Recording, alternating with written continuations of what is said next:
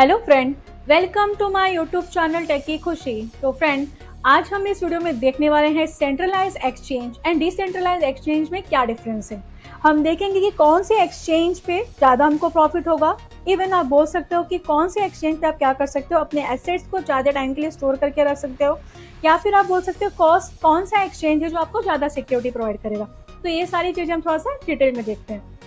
तो फ्रेंड, सबसे पहले आप यहाँ पे देखिए, आपको स्क्रीन पर डायग्राम दिखाई दे रहा होगा। यहाँ पे क्या है, सेंट्रलाइज फ्रेमवर्क, और ये क्या है, डिसेंट्रलाइज फ्रेमवर्क। तो सेंट्रलाइज में यू कैन सी यहाँ पे आपको एक बैंक दिखाई दे रहा है। तो फ्रेंड, बेसिकली सिंपल सा मैं आपको यहाँ पे बता दूं, जो हमारा सेंट्रलाइज एक्सचेंज होता है उस पर आप क्या बोल सकते हो कि सेंट्रलाइज एक्सचेंज में आपके जो भी फंड है उस फंड पर किसका कंट्रोल होता है, एक्सचेंज के एडमिन का कंट्रोल होता है। वेयर एज डिसेंट्रलाइज एक्सचेंज में किसका कंट्रोल होता है, आपका ही कंट्रोल होता है। फॉर एग्जाम्पल, जैसे इंडियन की जो करेंसी है, जो रुपीस जो करेंसी है, उस पर किसका कंट्रोल है, आरबीआई का है। तो वो हमारा क्या हो जाएगा, सेंट्रलाइज फ्रेमवर्क। बट डिसेंट्रलाइज पे क्या होता है, यहाँ पे किसी का भी कोई भी कंट्रोल नहीं होता है। तो फ्रेंड, आई होप आपको यहाँ पे बेसिक क्लियर है।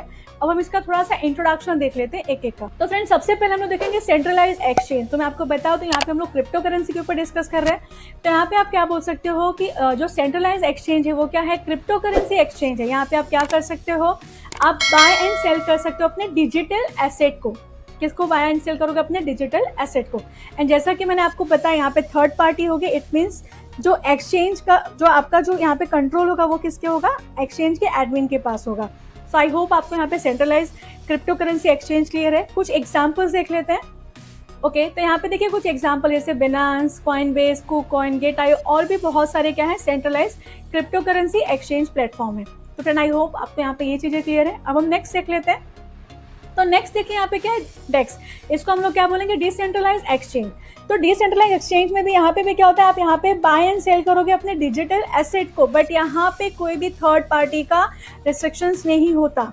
यहाँ पे आप ही क्या हो, अपने थर्ड पार्टी, मतलब यहाँ पे आप ही उसके ओनर हो। बिकॉज आपके पास क्या होती है, एक प्राइवेट की होती है। जब तक आपके पास वो की है तब तक आप ही क्या हो, उस एसेट्स के ओनर हो। तो फ्रेंड, आई होप आपको यहाँ पे डिसेंट्रलाइज एक्सचेंज भी क्लियर है। इसके कुछ एग्जांपल्स देख लेते हैं। फॉर एग्जांपल, यहाँ पे देखिए क्या है, pancake swap, Uniswap, sushi swap, ये सब क्या है, डिसेंट्रलाइज एक्सचेंज के एग्जांपल्स हैं। अब हम नेक्स्ट देख लेते हैं।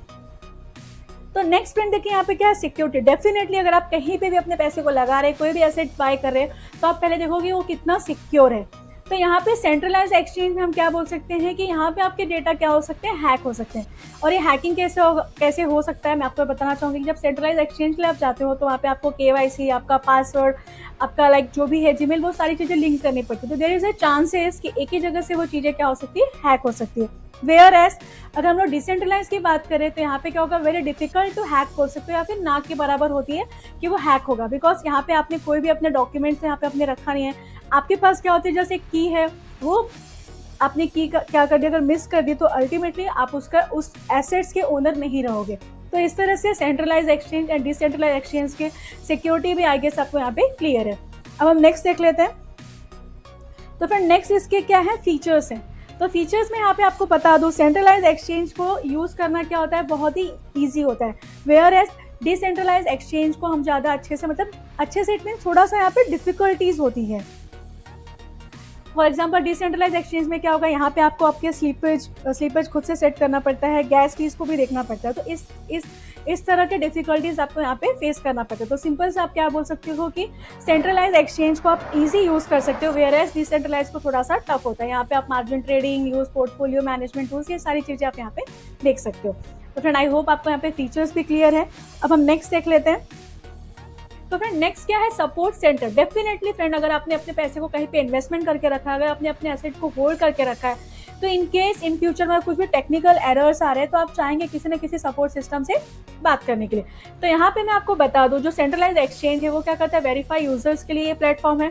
तो डेफिनेटली यहाँ पे अगर आपको कुछ भी डाउट्स है, कुछ भी क्वेरीज है, तो आप इजिली सपोर्ट सिस्टम से क्या कर सकते हो, डिस्कस कर सकते हो, बात कर सकते हो, या फिर कॉन्टैक्ट कर सकते हो। नेक्स्ट, जो हमारा डिसेंट्रलाइज एक्सचेंज है, यहाँ पे कोई भी सपोर्ट सिस्टम नहीं है। तो यहाँ पे बता दूं कि ईमेल सिस्टम है, एंड जो FAQ है, यहाँ पे मैं आपको बता, जो आपका फ्रीक्वेंटली आस्क्ड क्वेश्चन है, यही आप वहाँ पे पूछ सकते हो।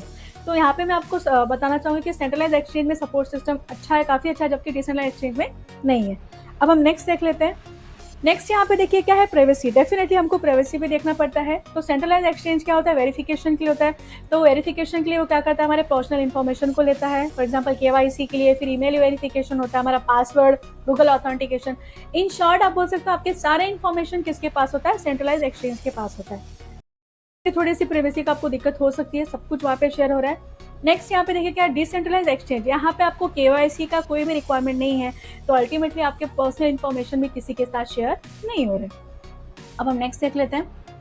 नेक्स्ट देखिए हम लोग किसके ऊपर डिस्कस करने वाले हैं, लिक्विडिटी। तो लिक्विडिटी का यहाँ पे मैं बता दूँ कि जो सेंट्रलाइज एक्सचेंज है वो क्या होता है, हाई लिक्विडिटी होता है, और यहाँ पे ट्रेडिंग वैल्यू भी क्या होता है, ज़्यादा होता है। जबकि जो डिसेंट्रलाइज एक्सचेंज है वो क्या होता है, लो लिक्विडिटी होता है, एंड इसकी ट्रेडिंग वैल्यू भी क्या होती है, लो होती है। अब हम नेक्स्ट देख लेते हैं। तो फ्रेंड नेक्स्ट देखिए यहाँ पे क्या है, bye and cell currency.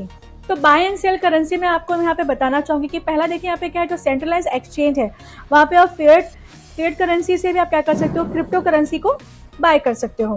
Like किसी भी कंट्री, अगर आप किसी भी कंट्री से हो तो उस कंट्री के आप क्या कर सकते हो, फिएट करेंसी को खरीद सकते हो, एंड उस करेंसी से आप क्या कर सकते हो, क्रिप्टो करेंसी को बाय कर सकते हो। तो आई होप आपको ये चीज़ें यहाँ पे क्लियर है।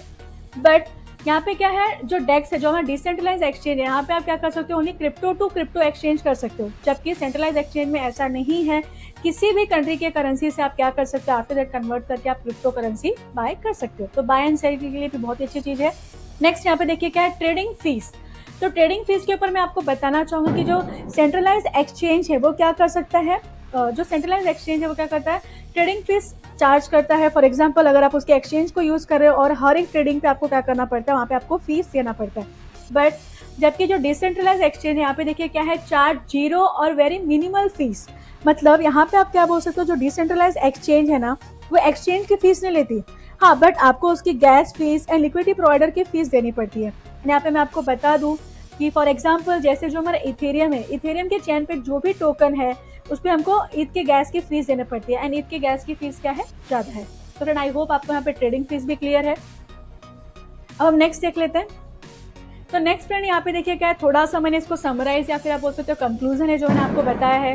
जैसा कि यहाँ पे देखिए क्या है, सेंट्रलाइज क्रिप्टो एक्सचेंज में यहाँ पे देखिए क्या है, ये कंट्रोल किसका होता है, अपना कंट्रोल नहीं होता है, एक्सचेंज जो ओनर है उसका कंट्रोल होता है। देन यहाँ पे क्या होता है, यूजर्स के ऊपर कंट्रोल होता है, आपके पास सिक्योरिटी की होती है।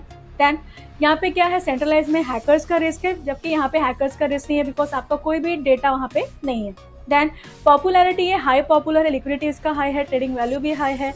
ये उतना ज़्यादा पॉपुलर नहीं है, बट धीरे धीरे अभी हो रहा है। देन इसका जो फीस है वो चार्ज करता है, जैसे कि मैंने आपको बताया, हर ट्रेडिंग के ऊपर लेता है। जबकि यहाँ पे क्या होता है, ट्रेडिंग जो एक्सचेंज है उसके चार्ज नहीं होते हैं, बट आपको गैस फीस एंड जो भी लिक्विडिटी प्रोवाइडर है उसकी आपको फीस देनी पड़ती है। देन ये आपको वैरायटी ऑफ फीचर्स देता है, ये आपको फ्यू फीचर्स देता है। देन रेगुलेशन क्या है, इसमें आपको लाइसेंस होना पड़ता है एंड सारी चीज़ें वहाँ पे सबमिट करनी पड़ती है। बट यहाँ पे थोड़ा सा रेगुलेशन आप क्या बोल सकते हो, लाइसेंस की जरूरत नहीं होती, बट थोड़ा सा कॉम्प्लिकेट होता है। लिक्विडिटी यहाँ पे हाई लिक्विडिटी, यहाँ पे क्या है, लो लिक्विडिटी है। इवन आप बोल सकते हो कि ट्रेडिंग वैल्यू भी क्या होगा, यहाँ पे हाई होगा, यहाँ पे इवन आप बोल सकते हो यहाँ पे ट्रेडिंग वैल्यू क्या होगा, हाई होगा, और यहाँ पे क्या होगा, लो होगा। तो फ्रेंड आई होप आपको यहाँ पे centralise exchange and decentralise exchange दोनों चीज़ें बहुत ही अच्छे से क्लियर हो गई है। And friend at the end में आपको एक छोटी सी चीज़ यहाँ पे शेयर करना चाहूँगी कि जो ट्रेडिंग आइडेंटिटी होती है वो क्या होती है, सेंट्रलाइज एक्सचेंज में जो प्राइवेसी है वो सबको दिखती है। फॉर एग्जांपल किसने बाय किया, किसने सेल किया, कितना बाय किया, वो सारी चीज़ें आपको सेंट्रलाइज एक्सचेंज में दिखाई देती है। जबकि डिसेंट्रलाइज एक्सचेंज में जो आपकी ट्रेडिंग आइडेंटिटी होती है वो क्या होती है, हाइड होती है। मतलब वो किसी को दिखाई नहीं देती। हर एक के पास उनकी क्या होती है, प्राइवेट की होती है, उसके थ्रू आप क्या कर सकते हो, उसको बाय एंड सेल करते हो। तो प्राइवेसी के लिए ये भी चीज़ें हमको मायने रखती है। तो इसके लिए बता दो कि बहुत सारे लोग हैं जो आप क्या चाहते हैं, डिसेंट्रलाइज एक्सचेंज में मूव करना चाहते हैं, बिकॉज वो भी अपनी प्राइवेसी नहीं दिखाना चाहते। तो फ्रेंड आई होप आपको मेरा आज का वीडियो क्लियर है।